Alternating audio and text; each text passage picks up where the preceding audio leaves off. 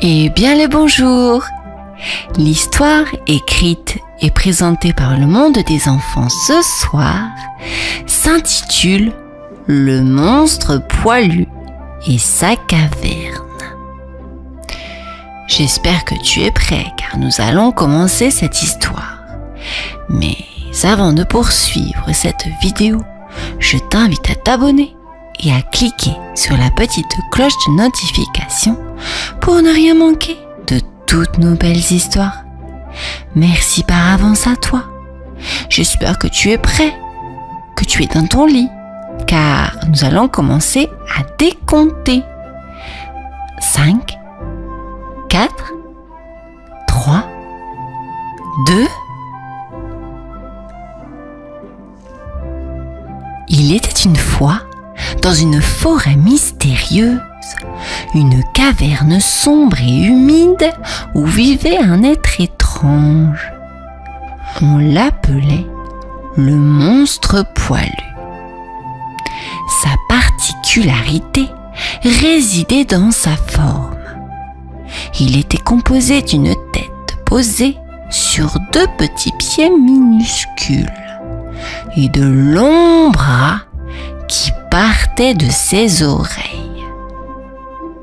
Le monstre poilu ne pouvait jamais quitter sa caverne et se trouvait obligé de se nourrir de rats, car c'était la seule nourriture qu'il pouvait attraper. Pourtant, le monstre poilu rêvait de manger quelque chose de bien plus délicieux. Il rêvait de goûter de la viande humaine, en particulier celle des gens qui vivaient dans le royaume voisin. Chaque nuit, il se couchait en imaginant le goût exquis d'un festin royal. Il se demandait comment il pourrait réaliser son souhait. Un jour, un roi du royaume voisin se retrouva perdu dans la forêt dense, à la recherche de son chemin pour rentrer chez lui. Il marcha et marcha, sans trouver de sortie, jusqu'à ce qu'il atteigne la caverne du monstre poilu. Effrayé par l'aspect terrifiant de la créature, le roi s'agenouilla et implora sa grâce.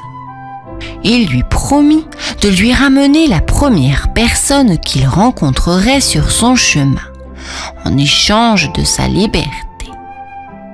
Le monstre poilu, intrigué par cette proposition, fixa le roi de ses yeux perçants et répondit: « Je t'écoute, roi, mais ne trahis pas ta promesse, sinon ta vie sera la mienne. » Le roi, reconnaissant de cette opportunité de survie, accepta de tout cœur. « Je promets, et je te ramènerai la première personne que je rencontrerai sur mon chemin. » Le roi, ayant échappé de justesse à une fin tragique, revint dans son royaume et raconta la terrible histoire à sa fille, la jeune princesse Lucille. Lucille était une fille courageuse et curieuse, pleine d'esprit et de vivacité. Quand son père lui expliqua la situation, elle ne put s'empêcher de se porter volontaire. « Je serai celle que vous ramènerez au monstre poilu, père !» déclara-t-elle, le sourire aux lèvres. Le roi, touché par le courage de sa fille, hésita un moment, mais accepta finalement. « Très bien, Lucille. Si c'est ton choix, je le respecte. » Le roi et la princesse Lucille retournèrent dans la forêt et se dirigèrent vers la caverne du monstre poilu. La créature attendait patiemment, affamée et impatiente.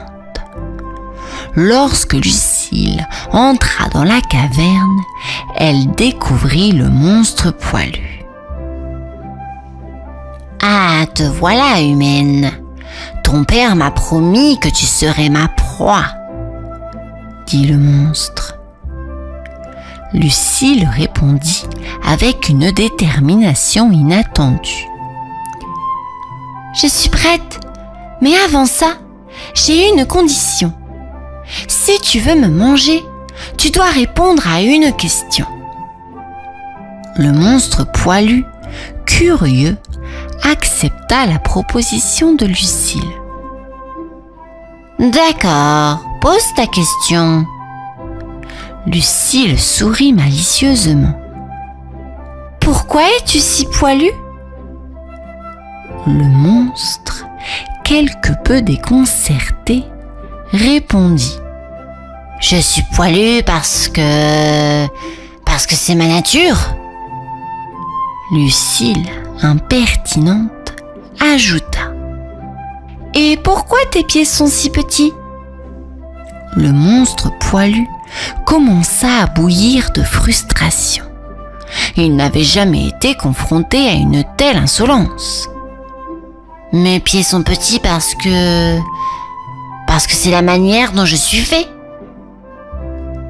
Lucille continua imperturbable. « Et pourquoi tes bras sortent-ils de tes oreilles ?» La patience du monstre poilu avait atteint ses limites. Il rugit de colère et fit trembler la caverne. « Assez! Je ne peux plus supporter ton impertinence !» Lucille ne se laissait pas démonter. Rajouta un dernier détail moqueur. « Oh, tu veux dire que tu as des poils jusqu'aux oreilles ?» À cet instant, le monstre poilu éclata de colère. Il était tellement en colère qu'il en oublia sa faim et sa promesse. La caverne se remplissait de bruit et de tremblements. Soudain, le monstre poilu se mit à changer. Ses poils se multiplièrent, recouvrant son corps jusqu'à ce qu'il ne soit plus qu'une boule de poils géante. Puis, avec un éclair de lumière, la transformation fut complète. À la place du monstre poilu se tenait un énorme chaton poilu, tout doux et mignon. Lucille, souriante, caressa le chaton géant. « Je savais que sous cette apparence effrayante, tu étais en réalité quelqu'un de spécial. Tu ne voulais pas me manger, n'est-ce pas ?» Le chaton miaula doucement en signe d'approbation. Le roi, qui avait attendu avec anxiété à l'extérieur de la caverne, entra et fut étonné de voir le chaton géant à la place du monstre poilu. Lucille expliqua tout au roi, et il fut heureux que sa fille ne soit pas dévorée par la créature, mais plutôt qu'elle ait trouvé un ami inattendu. Le roi, Lucille et le chaton géant quittèrent la forêt et retournèrent au château. La princesse Lucille avait réussi à apaiser le monstre poilu grâce à son esprit vif et à son impertinence. Le chaton devint un ami précieux pour Lucille et une mascotte bien aimée du royaume. Chaque jour, ils partageaient des aventures et des moments heureux. Ainsi se termine l'histoire du monstre poilu, une histoire d'aventure, d'ingéniosité et d'amitié.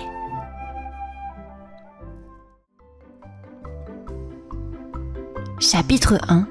La rentrée à l'école des monstres.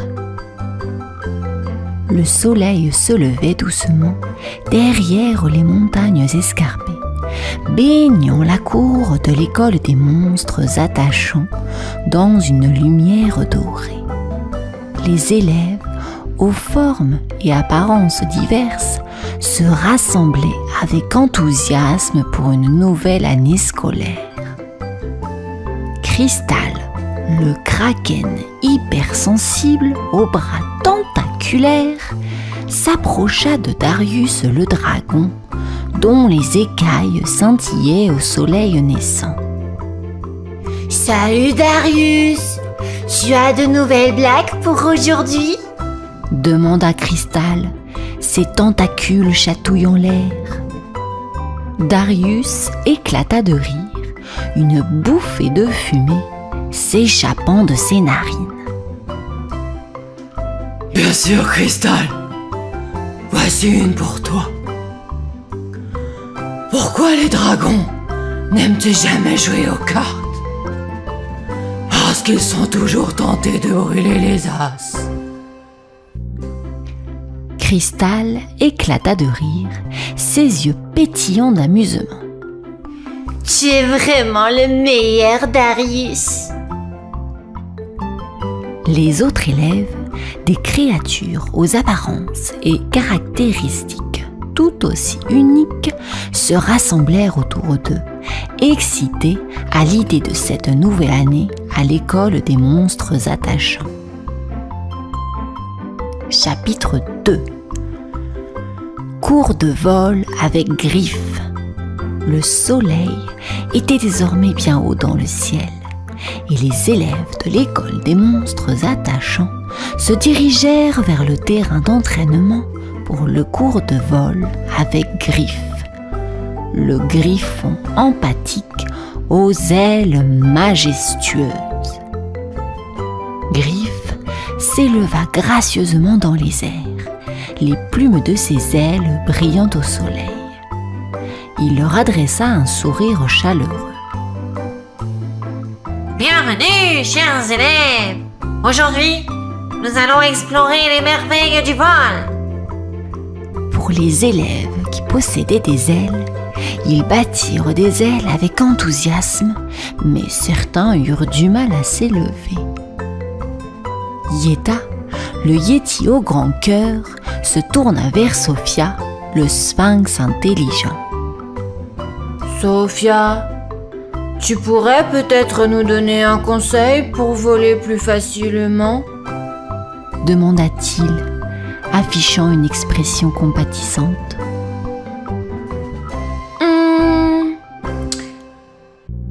Essayez de visualiser où vous voulez aller, puis ressentez la brise vous porter. Le vol commence dans votre esprit.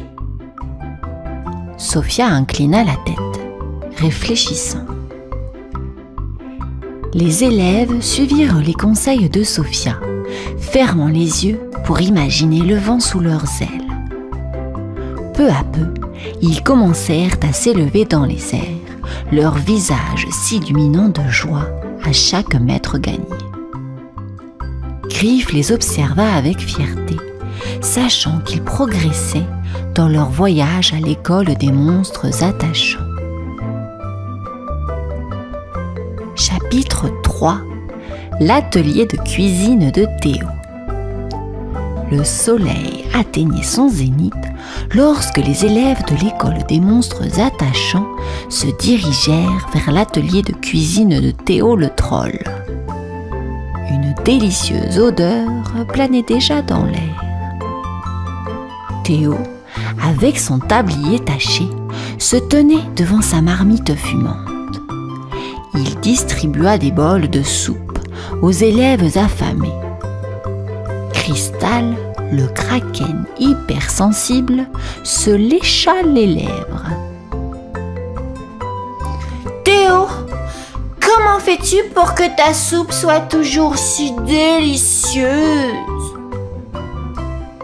Théo sourit en remuant sa louche dans la marmite.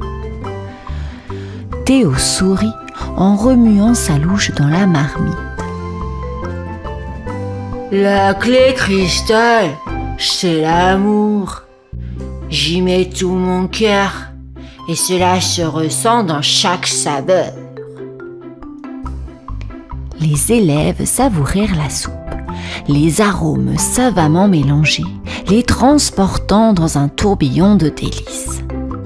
Les papilles de chacun s'épanouirent et un sentiment de chaleur et de camaraderie imprégna l'atelier de cuisine de Théo, où les monstres attachants se régalaient dans sa cuisine divine. Chapitre 4. Une énigme de Sophia.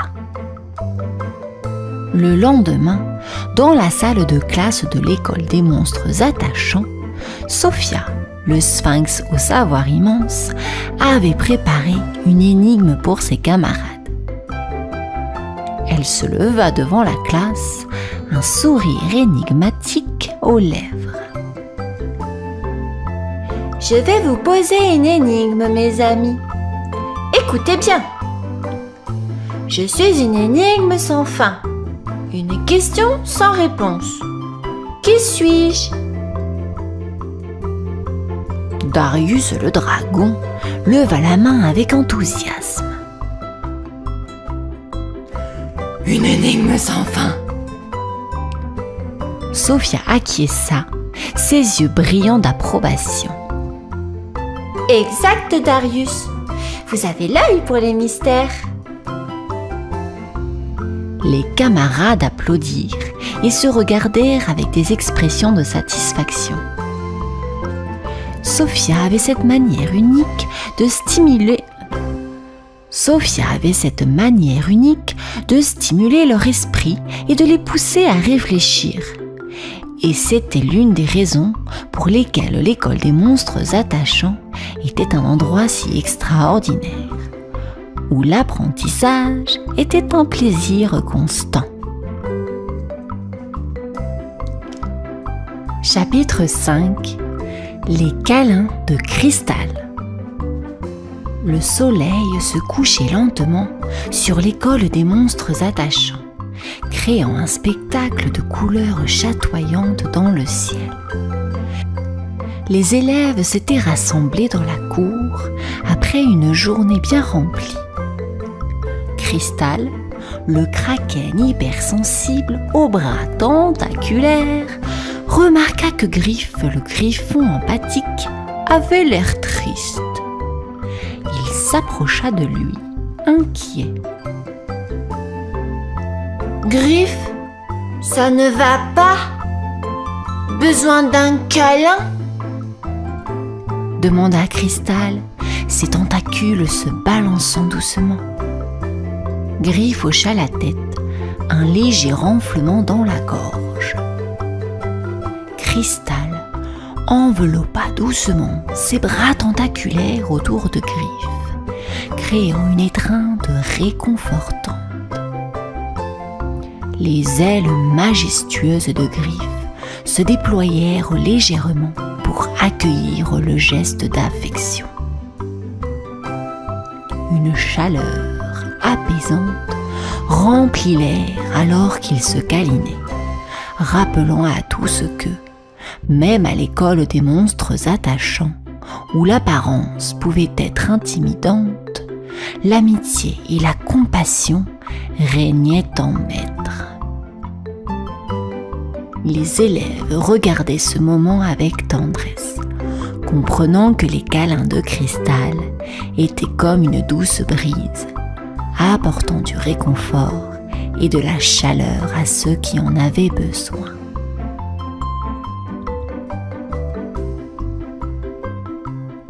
Chapitre 6.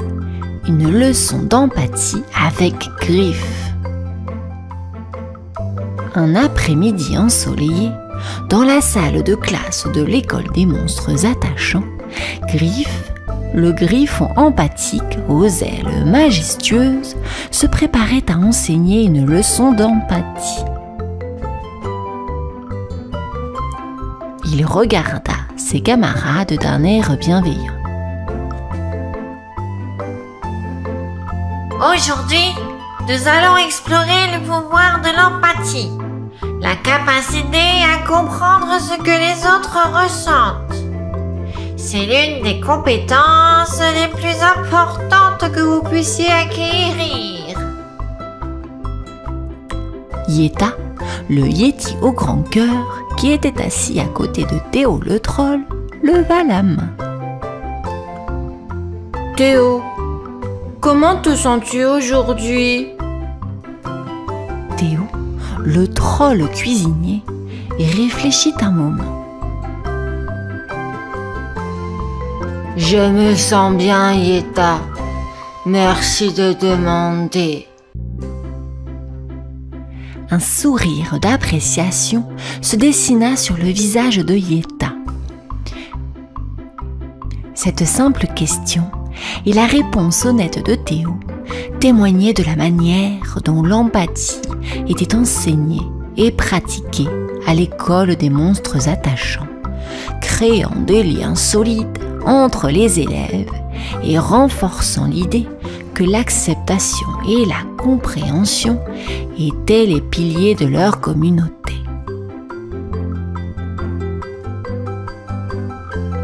Chapitre 7.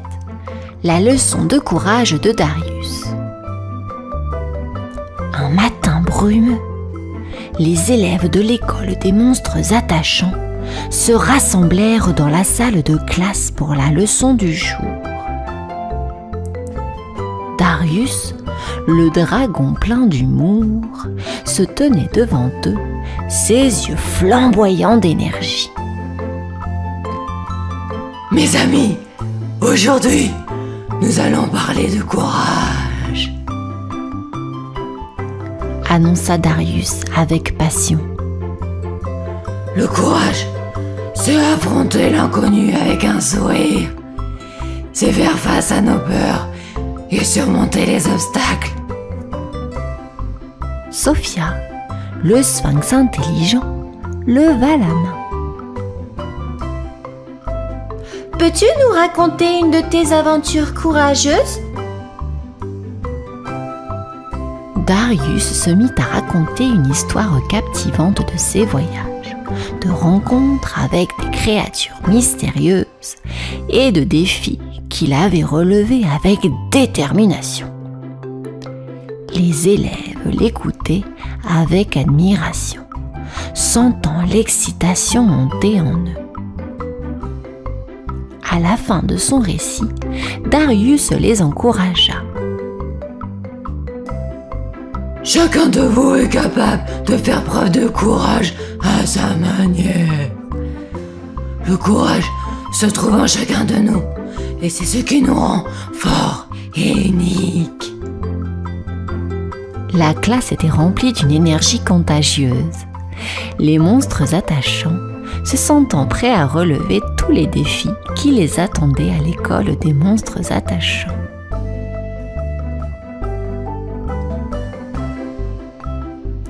Chapitre 8. Le concours de blagues de Darius. C'était un après-midi ensoleillé. La cour de l'école des monstres attachants était remplie de rires et d'anticipation. Darius, le dragon aux écailles scintillantes, avait organisé un concours de blagues pour divertir ses élèves.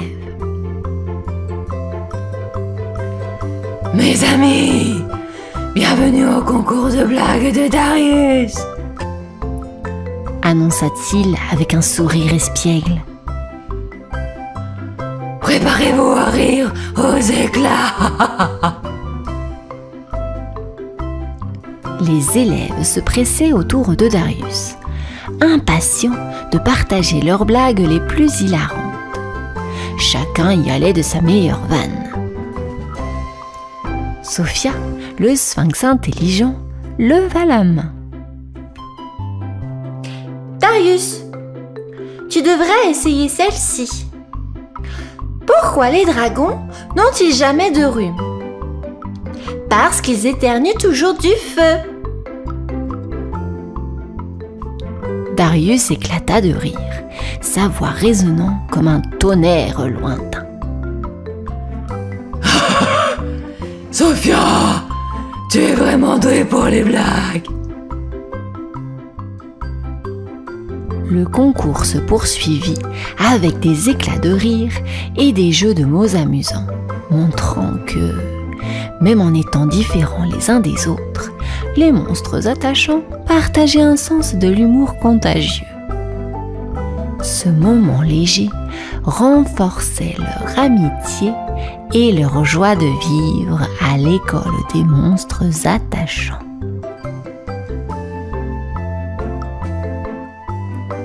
Chapitre 9. Le spectacle de talent de l'école.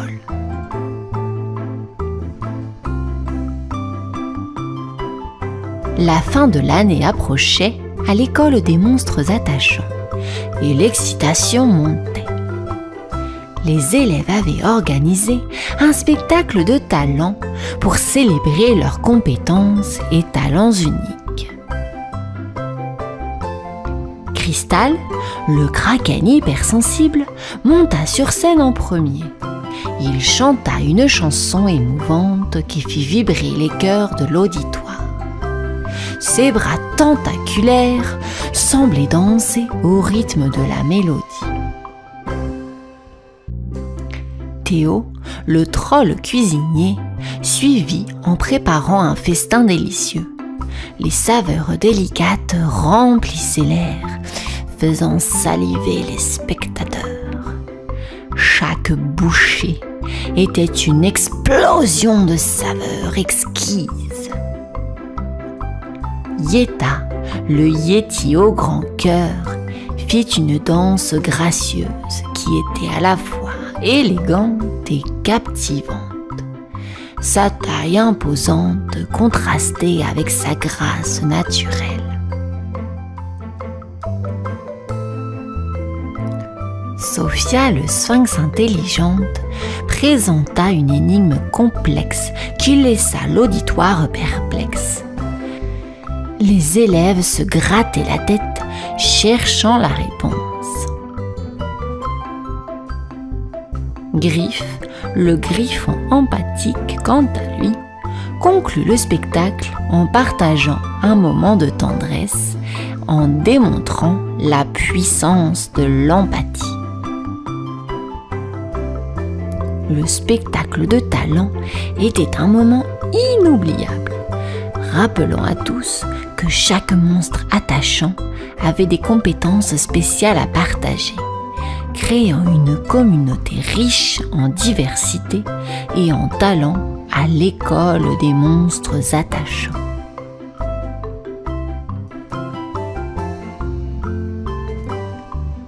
Chapitre 10. La fin de l'année scolaire. Le jour de la fin de l'année scolaire était arrivé à l'école des monstres attachants. Les élèves se rassemblèrent dans la cour pour une cérémonie spéciale. Griffe, le griffon empathique, prit la parole avec émotion. Nous sommes une famille, un groupe de monstres attachants qui ont appris ensemble, ri ensemble et grandi ensemble.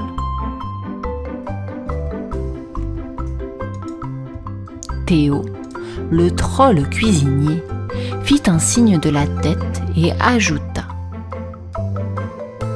Nous sommes tous différents, mais c'est ce qui fait de nous une communauté unique.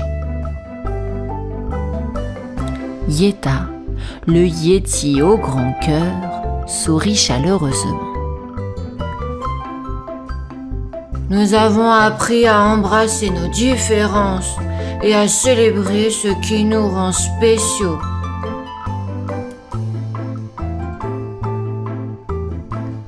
Les élèves se serrèrent dans des étreintes amicales, des tentacules, des ailes et des bras, se mêlant dans un geste d'amitié sincère. Les sourires et les regards complices témoignaient du lien indéfectible qui s'était formé entre eux à l'école des monstres attachants. La la cérémonie de clôture n'était pas un adieu, mais plutôt une affirmation de leur amitié durable, prouvant une fois de plus que, dans ce monde magique où les apparences étaient trompeuses, l'acceptation et l'amour étaient les valeurs fondamentales qui les unissaient.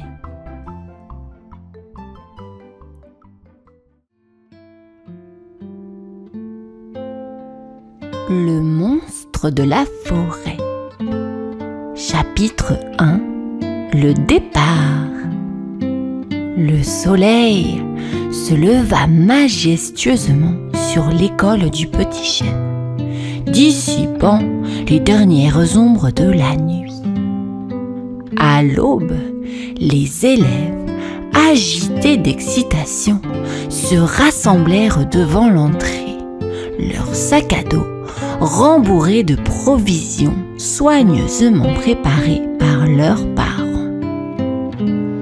Les sandwichs au beurre de cacahuète étaient enveloppés dans du papier ciré. Les pommes lustrées brillaient dans la lueur matinale et les biscuits au chocolat exhalaient un parfum alléchant. Lucas, les yeux pétillants, tourna son regard vers Zoé. « Tu crois qu'il y aura des animaux dans la forêt ?» Zoé sourit, contemplant l'inconnu qui les attendait. « Je l'espère, Lucas. Ça serait tellement génial !» Chapitre 2. À la forêt. Le bus scolaire débarqua les élèves en lisière de la forêt enchantée. Dès qu'ils descendirent, un doux mélange de senteurs forestières les enveloppa. L'air était empreint de la fraîcheur des pins et le chant des oiseaux résonnait comme une symphonie de bienvenue.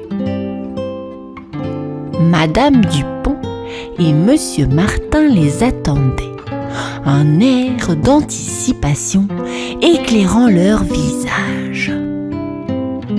Ils répartirent les enfants en petits groupes, chacun équipé de son sac à dos, bourré d'enthousiasme et de curiosité.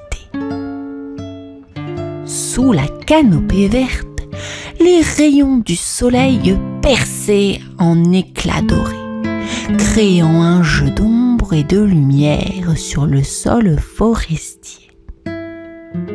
Chacun des élèves sentait l'aventure s'ouvrir devant lui alors qu'il s'enfonçait dans ce lieu mystérieux.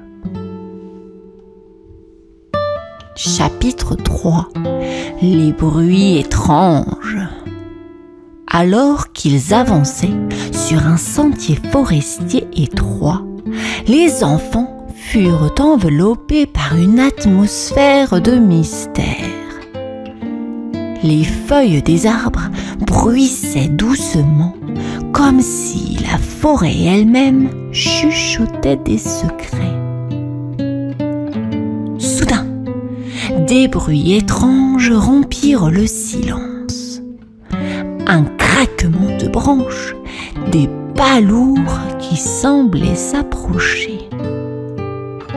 Les visages des enfants se tendirent, leurs yeux scrutant les sous-bois.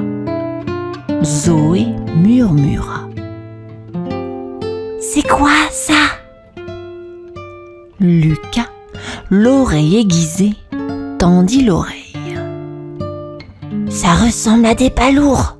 dit-il, sa voix teintée d'excitation mêlée de crainte. Chapitre 4. L'apparition de l'ogre. Les bruits étranges se firent plus intenses, se rapprochant de plus en plus. Les enfants s'immobilisèrent, le cœur battant. Soudain, une silhouette massive émergea derrière un imposant chêne.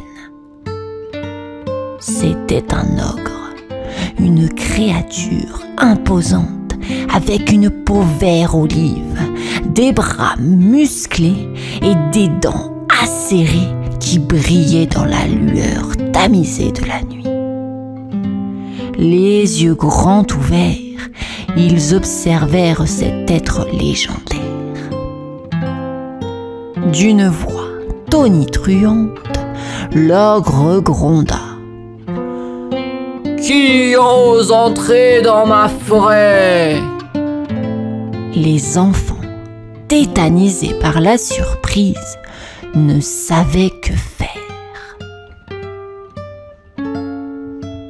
Chapitre 5. La parole de Lucas. Les yeux énormes de l'ogre étaient fixés sur les enfants, les scrutant d'un regard affamé. La tension dans l'air était palpable. C'est alors que Lucas, l'enfant curieux et courageux, se leva légèrement sur la pointe des pieds. « Nous sommes des élèves en classe de découverte », déclara-t-il d'une voix tremblante mais résolue. « Nous ne voulions pas vous déranger, monsieur l'ogre. Nous sommes juste là pour découvrir la nature. » Les mots de Lucas furent comme une brise douce dans la forêt silencieuse, brisant la peur qui avait enveloppé les autres enfants. Ils fixèrent tous l'ogre, attendant anxieusement sa réponse. Chapitre 6. L'ogre réfléchit. L'ogre, surpris par la bravoure de Lucas, plissa ses yeux jaunes en signe de réflexion. Un silence tendu plana pendant un moment. Puis l'ogre dit lentement, d'une voix grave. « Découvrir la nature, hein ?» Il croisa ses bras puissants sur sa poitrine écailleuse. Les sourcils broussailleux se fronça. La forêt sembla retenir son souffle alors que tout le monde attendait sa réponse. Finalement, après un moment qui sembla durer une éternité, l'ogre lâcha un grognement profond et hocha la tête. « Eh bien, déclara-t-il, je suppose que c'est bien mieux que de me manger. » Chapitre 7. L'échange de connaissances.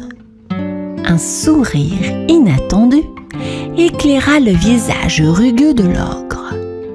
Il se pencha et, d'un geste délicat, malgré ses mains massives, ramassa une feuille d'érable tombée. « Alors, les enfants, commençons par le commencement, » dit-il d'une voix plus douce. Il leur apprit à distinguer les différents types d'arbres, à reconnaître leurs feuilles et à deviner leur âge. Les élèves écoutaient avec une fascination grandissante, chacun suspendu aux lèvres de l'ogre. Au fur et à mesure que la journée avançait, l'ogre leur dévoila les secrets cachés de la forêt.